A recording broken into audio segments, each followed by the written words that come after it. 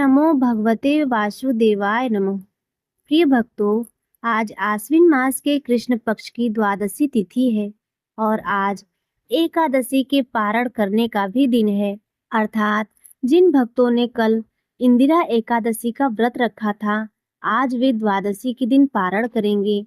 प्रिय भक्तों, एकादशी व्रत के पारण के दिन तुलसी और माँ लक्ष्मी की कथाओं को सुनने से ही व्रत को पूर्ण माना जाता है और समस्त मनोकामनाएं पूर्ण होती है। तो जिन भक्तों ने व्रत नहीं भी रखा था, उन्हें भी तुलसी माता की कथाओं को सुनने से धन संपत्ति और अनंत शुभ फलों की प्राप्ति होती है। तो आइए भगवान श्री लक्ष्मी नारायण जी के चरणों का ध्यान करते हुए इन कथाओं को सुनते हैं। तो प्रेम से बोलिए श्री राधा कृष्ण भगवान की जय, तुलसी सालिक राम भगवान की जय। नमो नमो तुलसी महारानी, नमो नमो हर की पटरानी। एक गांव में एक बुजुर्ग महिला रहा करती थी। वह बहुत ही पूजा पाठ करती थी। वह रोज तुलसी माता की पूजा किया करती थी। वह बूढ़ी मैया तुलसी माता से कहती, हे तुलसी माँ, तुम मुझे बहू दो, पीताम्बर की धोती दो, मीठा मीठा घास दो, बैकुंठ में वास दो, चटक की चाल दो, पटक की मौत दो, चंदन का काठ दो, रानी सा सास दो, दाल भात का भोजन दो, ग्यारस की मौत दो और कृष्ण जी का कंधा दो। बूढ़ी मैया हर महीने तुलसी माता की रोज पूजा करती और उनके बिरवे को रोज सींचती। तुलसी माता बूढ़ी मैया की बातें को सुनकर धीरे धीरे सूखने लगी। तभी भगवान श्री कृष्ण जी ने देखा कि तुलसी माता सूख रही हैं और तभी एक दिन भगवान श्री कृष्ण तुलसी माता के सामने प्रकट हुए और भगवान श्री कृष्ण ने तुलसी माता से पूछा, हे तुलसी, तुम क्यों सूख रही हो? सभी महिलाएं तुम्हारी पूजा करती हैं और तुमको रोज सींचती हैं, लेकिन फिर भी तुम सूखती जा रही हो, इसका क्या कारण है? जिसके बाद तुलसी माता ने भगवान श्री कृष्ण से कहा कि हे प्रभु, यह बूढ़ी महिला मेरे पास रोज आती है और रोज एक ही बात बोलती है, हे तुलसी माता सबकी दाता, मैं तेरा बिरवा सींचती हूँ, तू मुझे बहू दे, पीताम्बर की धोती दे, मीठा मीठा भात दे, बैकुंठ में वास दे, चटक की चाल दे, पटक की मौत दे, चंदन का काठ दे, रानी सा सास दे, दाल भात का भोजन दे, ग्यारस की मौत दे और कृष्ण जी का कंधा दे। हे प्रभु, मैं उस बूढ़ी महिला की सारी मनोकामनाएं पूरी कर सकती हूँ प्रभु, लेकिन उसकी एक मनोकामना नहीं पूरी कर सकती। मैं कृष्ण जी का कंधा कहाँ से दूंगी प्रभु? भगवान श्री कृष्ण जी ने तुलसी माता की बात को सुनकर जोर जोर से हंसने लगे और फिर भगवान श्री कृष्ण ने तुलसी माता से कहा, हे तुलसी, तुम चिंता मत करो, जब वह बूढ़ी महिला की मृत्यु होगी तब मौके पर मैं आकर कंधा दे दूंगा। सुबह जब वह पूजा करने आए तब कह देना कि सब कुछ तुम्हें मिल जाएगा। कुछ दिनों बाद वह बूढ़ी मैया ठोकर खाकर रास्ते में गिरकर मर गई। पूरे गांव के सभी लोग आए और उस मैया को सभी लोग धर्मात्मा मानते थे। उसको तुलसी की डोगरी कहते थे, अर्थात भक्ति कहते थे।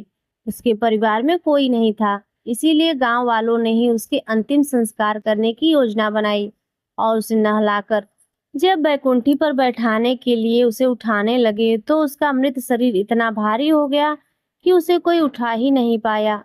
यह देखकर सभी लोग वहां से तरह तरह की बातें करने लगे और कहने लगे, यह माई तो इतना पूजा पाठ करती थी, हर समय माला फेरती थी, इसीलिए इतना भारी हो गई है।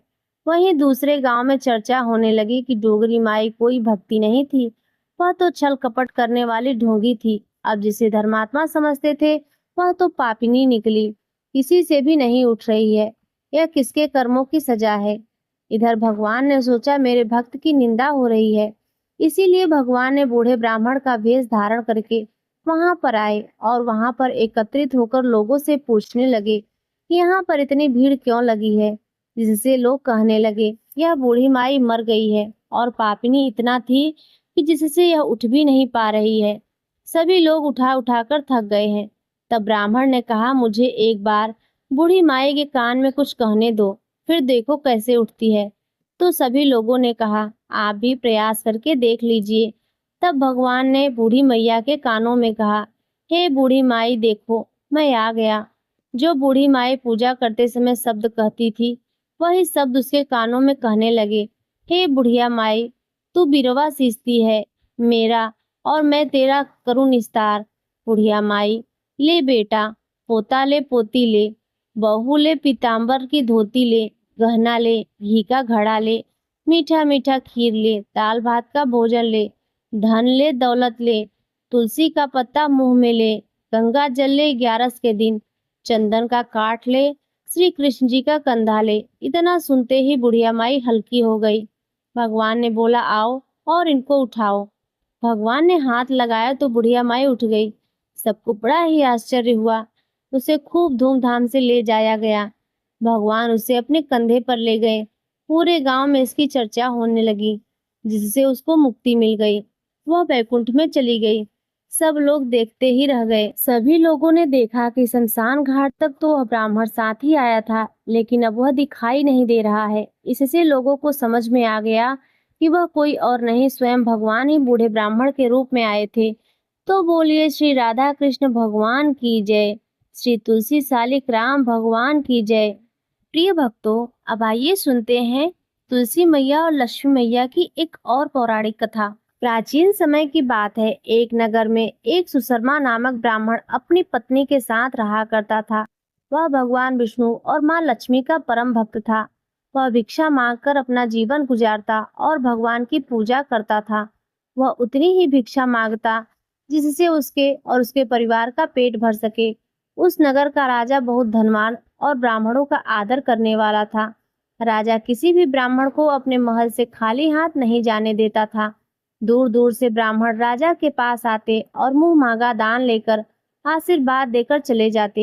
एक दिन ब्राह्मण की पत्नी ने ब्राह्मण से कहा, हे पति देव, दूर दूर के ब्राह्मण राजा से मनचाहा दान देकर जाते हैं और आप यहीं के रहने वाले हैं, परंतु एक दिन भी राजा के पास नहीं गए। यदि आपने ऐसा नहीं किया तो जन्म भर कंगाली ही रहेगी। अतः मैं कहती हूँ कि आज आप जाओ और राजा से कुछ मांग कर लाओ। ब्राह्मण ने अपनी पत्नी को समझाते हुए कहा, हे भद्रे, तुम बावरी हो गई हो क्या? हमें धन की क्या आवश्यकता है? हमें इतना तो मिल ही जाता है जिससे हम पेट भर सकें। राजा का धन अच्छा नहीं होता, वह हमें नहीं लेना चाहिए। ब्राह्मण की पत्नी जिद पर अड़ गई और बोली, मैं आपकी एक बात भी नहीं सुनने वाली हूँ। कब तक हम कंगाली में जीते रहेंगे? आप तो रोज माला लेकर बैठ जाते हो और अपने बच्चों को क्या खिलाएंगे, क्या पहनाएंगे? जब बच्चे दूसरे बच्चों को पहनते ओढ़ते और खाते पीते देखते हैं तो उनका मन भी ललचा जाता है। आज आप राजा के पास जाओ और राजा बहुत ही भला व्यक्ति है, वह हमें जरूर मुंह मांगा दान देगा। विवश होकर ब्राह्मण राजा के महल की ओर चल दिया, पर राजा उस समय महल में नहीं था। ब्राह्मण को वापस लौटना पड़ा। दूसरे दिन ब्राह्मण की पत्नी ने ब्राह्मण को फिर से महल भेजा, परंतु राजा फिर से महल में नहीं मिला। तीसरे दिन राजा महल में मिल गया और उसने ब्राह्मण का खूब स्वागत सत्कार किया और उसे आसन पर बिठाया तथा 2 दिन न मिल पाने के कारण क्षमा मांगी। राजा ने कहा, हे ब्राह्मण देव, मैं आपकी क्या सेवा कर सकता हूँ? ब्राह्मण ने कहा, हे राजन, मैं जो मांगू वह आप दे सकेंगे? राजा ने कहा, हाँ कहिए, मैं आपकी क्या सेवा कर सकता हूँ? ब्राह्मण ने निवेदन किया, महाराज, मैं कुछ और नहीं चाहता, बस आप मुझे अपने पसीने की कमाई के 4 पैसे दान में दे दीजिए। ब्राह्मण की बात सुनकर राजा चौंक गया और सोचने लगा, खजाने में बहुत सारा धन पड़ा है, पर मेरे मेहनत की एक कौड़ी भी नहीं है। राजा ने ब्राह्मण से कहा, हे ब्राह्मण देव, आप मुझे एक दिन का समय दें, मैं कल आपको मुंह मांगा दान दे दूंगा। अब इधर ब्राह्मण को जब खाली हाथ देखा तो उसकी पत्नी बोली, क्या हुआ? राजा ने कुछ नहीं दिया? ब्राह्मण बोला, राजा ने कल आने के लिए कहा है। ब्राह्मण की पत्नी सोचने लगी, शायद उन्होंने बहुत सारा धन मांगा होगा और राजा को इसकी व्यवस्था करने में समय लग रही होगी, इसीलिए कल बुला रहे हैं। अब दूसरी ओर राजा अपने राजसी कपड़े बदलकर फटे पुराने कपड़े पहने मजदूर जैसा भेष बना लिया। जब राजा की पत्नी ने देखा और कारण पूछा तो राजा ने सभी कुछ बता दिया। रानी बोली, मैं भी आपके साथ चलूंगी। राजा के हाँ कहने पर उस दान के धन में सम्मिलित होने के लिए रानी भी खुशी खुशी साड़ी पहनकर तैयार हो गई। इस प्रकार राजा रानी मजदूर की तलाश में शहर से निकल पड़े। लुहार के मोहल्ले में जाकर राजा ने आवाज लगाई, अरे भाई, क्या किसी को मजदूर चाहिए? आखिर में एक लुहार ने उन्हें बुला ही लिया तो फाल पर फाल चढ़ाने की तैयारी कर रहा था। उसने राजा से कहा, देखो, तुम्हें पहले खलाद ओढ़नी पड़ेगी और जब आग जल जाए उसके बाद घन पीटना होगा। फिर रानी की ओर देखकर कहा कि तुम्हें कुएं से पानी निकालकर हौदी भरनी पड़ेगी और कोयले वाले घर से कोयला लेकर भट्टी में डालना होगा। तुम दोनों को दिन भर में दो दो आने मिलेंगे। अब काम पसंद हो तो बोलो, नहीं तो अपना रास्ता नापो। राजा रानी लोहार के बताए काम को करने लगे। राजा लोहा पीटने लगा, लेकिन उससे ठीक से काम नहीं हो पा रहा था। लोहार नाराज होकर राजा को ठीक से काम करने के लिए कहा। राजा जैसे तैसे अपना काम करने लगा। रानी भी कुएं से पानी भरकर लाने लगी। रानी के हाथ में फफोले पड़ गए। किसी तरह बड़ी कठिनाई से उसने पानी का हौदा भरा। उसके बाद रानी कोयला लाकर भट्टी में डालने लगी। कोयला भरने से रानी के गोरे हाथ कपड़े काले हो गए। भट्टी में आग आने पर लुहाल के फाल भट्टी में से निकाल कर फर पर लगाए और एक घन अपने हाथ में लेकर और एक घन राजा के हाथ में देकर कहा, देखो, बारी बारी से इस पर पटकना है और हाथ इधर उधर न जाए। राजा जोर जोर से घन पीटने लगा, लेकिन उसका निशाना ठीक नहीं बैठता था। कभी घन फाल से नीचे गिरता तो कभी हल पर। मजदूर का यह हाल देखकर लुहारिन बड़बड़ाती हुई आई और लुहार से कहने लगी, तुमने कहाँ से नौसिखिए मजदूर को काम पर लगाया है? किसी से काम ही नहीं होता। यह काम बनाने के बजाय काम बिगाड़ रहा है। राजा रानी ने उन दोनों की फटकार सुनते सुनते अपना काम मन लगाकर करते रहे। घन पटकते पटकते राजा का शरीर पसीने से तर हो गया। जोर जोर से सांसें चलने लगी। रानी भी पानी भरते भरते कोयला झोंकते झोंकते थक कर चूर हो गई। दोनों ने पूरे दिन बहुत सी मेहनत की। लुहार ने रानी को दो दो पैसे दिए, जिसे वह प्रसन्नता के साथ लेकर महल में आ गए। आज उन्हें पता चला कि मेहनत की कमाई कैसी होती है। राजा ने 4 पैसे अलग रख दिए और अगले दिन ब्राह्मण को बुलाकर उसे दे दिए। ब्राह्मण राजा को आशीर्वाद देकर घर लौटा और ब्राह्मणी से कहा, लो, मैं राजा के यहाँ से दक्षिणा लेकर आया हूँ। ब्राह्मणी खुश होकर दौड़ी। जब आकर देखती है तो उसे 4 पैसे देखकर वह ठिठक गई, फिर उसे दूर फेंक दिया। वह जल भूनकर ब्राह्मण से बोली, तुम जैसे दरिद्र राजा के पास जाकर कुछ भी न मांग पाए, शर्म भी नहीं आती। ऐसा कहकर वह रूठकर चली गई और बहुत देर तक बड़बड़ाती रही। ब्राह्मण ने उस 4 पैसे को उठाकर एकादशी के दिन तुलसी घर के पास रख दिया और सोचा, जब ब्राह्मणी शांत हो जाएगी तो जरूरत पड़ने पर उठा लेगी। परंतु कई दिनों तक पैसे वहीं पड़े रहे। ब्राह्मण द्वारा चढ़ाए गए फूल उस पर गिरकर मिट्टी में दब गए। ब्राह्मण और ब्राह्मणी दोनों ही उस सिक्के के बारे में भूल गए। कुछ दिनों बाद तुलसी घर में 4 पौधे उगे। चारों पौधे बहुत ही सुंदर थे। यह देखकर ब्राह्मणी रोज उसमें पानी डालती। 4 महीने बाद पौधे बड़े हो गए और माता लक्ष्मी की कृपा से उसमें फूल लगने लगे। फूल सूखने पर इससे मोती झड़ने लगे। ब्राह्मण और ब्राह्मणी ने जीवन में कभी भी मोती नहीं देखे थे। वह समझे कि कोई बीज है। हर रोज कई फूल झड़ते और बहुत मोती पूरे तुलसी घर में बिखर जाते। ब्राह्मणी उन मोतियों को समेटकर घर के कोने में डाल देती। इस तरह वहां मोतियों का ढेर लग गया। एक दिन एक सब्जी वाली आई। ब्राह्मणी को सब्जी लेनी थी, पर उसके पास पैसे नहीं थे। उसने जब सब्जी वाले से कहा कि बहन, क्या तुम इस चमकदार चीज के बदले सब्जी दे सकती हो? सब्जी वाले ने देखा तो वह पहचान गई कि यह तो मोती है। उसने खुशी खुशी ब्राह्मणी को उन मोती के बदले उसकी मनपसंद सब्जी दे दी। अब से हर रोज ऐसा होने लगा। ब्राह्मणी सब्जी वाली दोनों खुश। सब्जी वाली यह सोचकर खुश थी कि मुझे 1 पैसे की तरकारी के बदले हजारों का माल मिलता है, और ब्राह्मणी यह सोचकर खुश थी कि इन मामूली बीजों के बदले उसे सब्जी मिल रही है। इस प्रकार कई महीने बीत गए। उधर राजमहल में कई राजहंस थे जो मोती चुगा करते थे। राजा का यह नियम था कि जब राजहंस मोती चुगते थे उसके बाद ही राजा और उसका परिवार भोजन करता था। एक समय राजा का सारा धन उन मोतियों को दान देने में खर्च हो गया। अब राजा को मोती खरीदने के लिए पैसे तक नहीं बचे। यह खबर पूरे नगर में फैल गई। ब्राह्मण और ब्राह्मणी को जब यह बात पता चली तो उसने यही विचार किया कि राजा बहुत दानी और नेक दिल का है। उसने अपना सब कुछ दान कर दिया है, यहाँ तक कि शायद उसने पास खाने को कुछ भी नहीं है। ऐसी हालत में हमें उन लोगों की सहायता करनी चाहिए। एकादशी का व्रत था। ब्राह्मण ने व्रत धारण किया हुआ था। उसी दिन ब्राह्मण ने ब्राह्मणी से कहा, अगर तुम कहो तो उसमें से कुछ बीज राजा को दे दूं। ब्राह्मणी कहती है, इससे सब्जी और खाने की चीजें मिलती हैं, मैं रोज इसके बदले सौदा लिया करती हूँ। ऐसा कहकर ब्राह्मणी एक टोकरी बीज भरकर लाई और ब्राह्मण राजा के पास पहुंचा और उसे वो मोती दान में दे दिए और राजा को सारी बात बताई। राजा उन मोतियों को देखकर चौंक गया। उसने मोती राजहंस को दिए। राजहंस उन्हें चुगने लगे। यह देखकर राजा ने ब्राह्मण से कहा, हे ब्राह्मण देव, एक एक मोती सैकड़ों रुपए का है। सच बताइए, आपके पास इतने मोती कहाँ से आए? ब्राह्मण बोला, महाराज, ऐसे बीज तो हमारे घर पर बहुत हैं। और राजा को पूरी बात बताई। राजा अपने मंत्रियों के साथ ब्राह्मण के घर पहुंचे और उन चारों पेड़ों को देखा तो वह चार पेड़ कुछ और नहीं तुलसी के थे। तुलसी के पेड़ में मोती झड़ रहे थे। जब राजा ने गहनता से इस बात की पूछताछ की तो उन सिक्कों वाली बात सामने आई। जब तुलसी के पेड़ को देखा तो उसकी जड़ के पास वही सिक्के चिपके हुए थे। अब ब्राह्मण ब्राह्मणी को पता चला उसके पास तो करोड़ों की दौलत है जिसे वह साधारण बीज समझते थे। ब्राह्मण ने सोचा कि मेरे लिए किस काम का है। ऐसा सोचकर ब्राह्मण ने सारे मोती राजा को दान में दे दिए। यह सारा वृत्तांत क्षीर सागर में बैठे भगवान विष्णु माता लक्ष्मी देख रहे थे। भगवान विष्णु ने कहा, हे लक्ष्मी, आपने देखा तुलसी, लक्ष्मी और मेरी पूजा करने से उस ब्राह्मण को कितना पुण्य फल मिला। अब उसे और उसके परिवार को अंत में वैकुंठ की प्राप्ति होगी। वह सभी पापों से मुक्त होकर धन धान्य से परिपूर्ण हो जाता है और सुखपूर्वक जीवन व्यतीत करता है।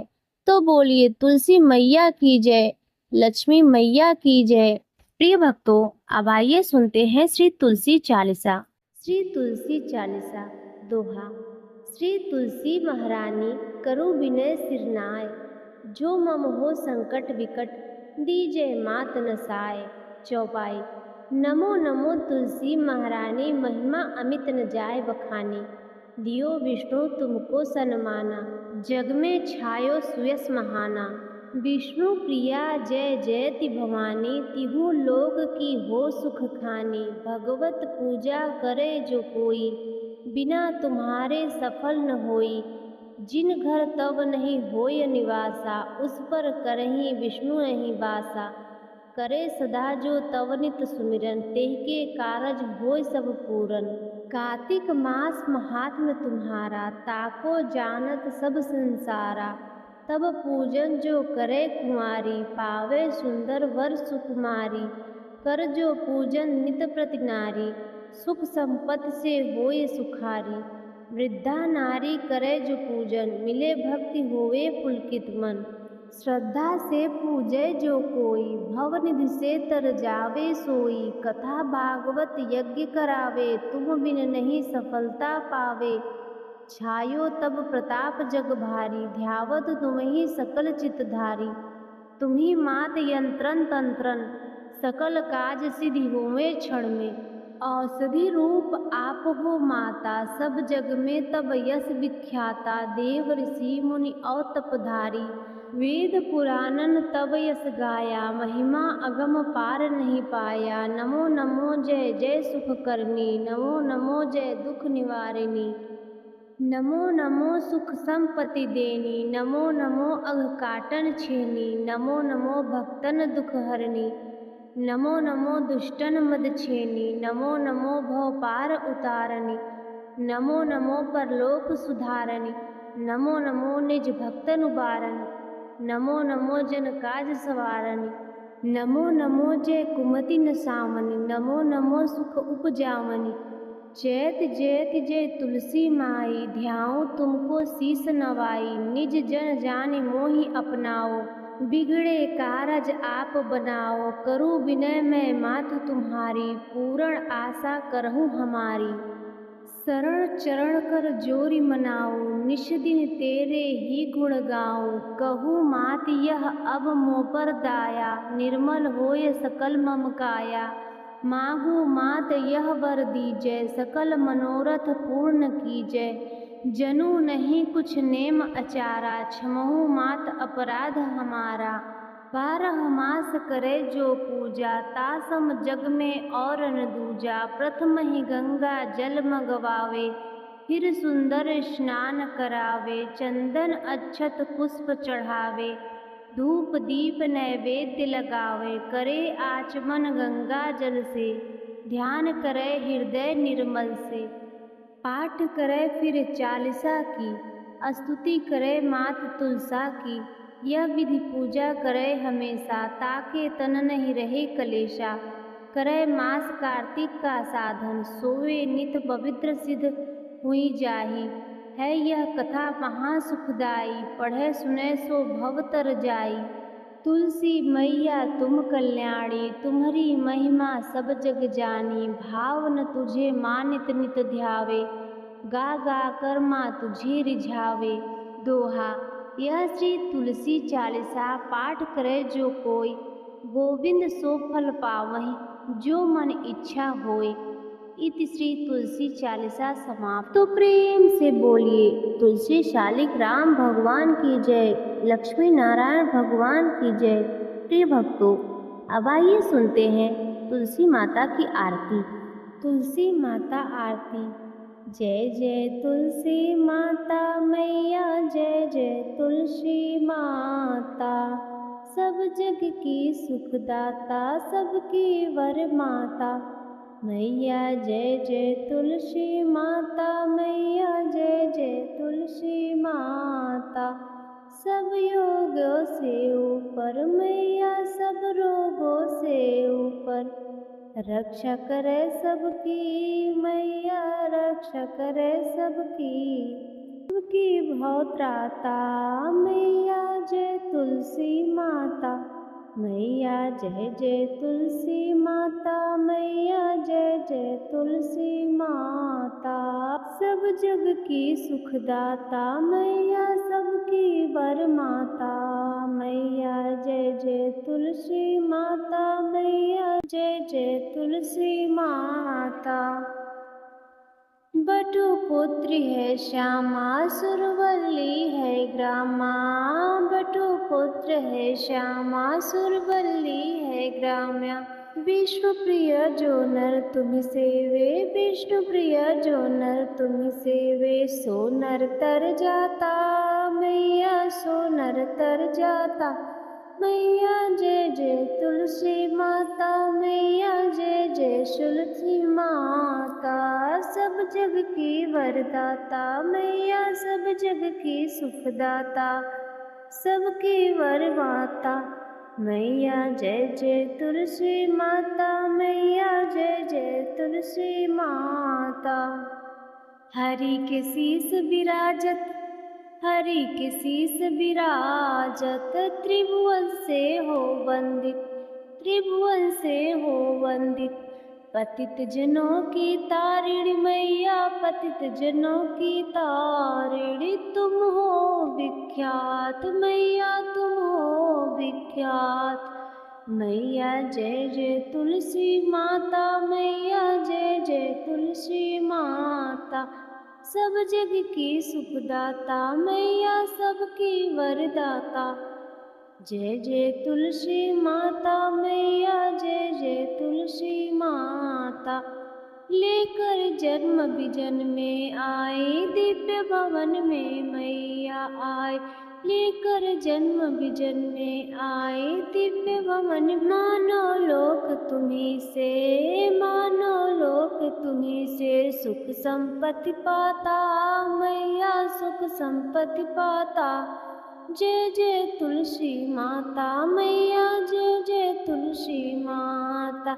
सब जग की सुखदाता मैया, सबकी वर माता।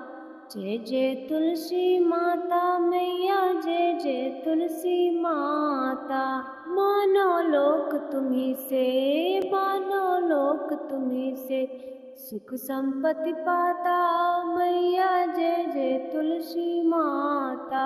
जय जय तुलसी माता मैया, जय जय तुलसी माता। सब जग की सुखदाता मैया, सब जग की सुखदाता। सबकी वर माता मैया, सबकी वर माता। हरि को तुम अति प्यारी, हरि को तुम अति प्यारी। श्याम वर्ण है सुकुमारी, श्याम वर्ण है सुकुमारी। प्रेम अजब है उनका मैया, प्रेम अजब है उनका। तुमसे कैसा नाता मैया, तुमसे कैसा नाता। हमारी विपद हरो मैया, हमारी विपद हरो। कृपा करो माता मैया, कृपा करो माता। जय जय तुलसी माता मैया, जय जय तुलसी माता।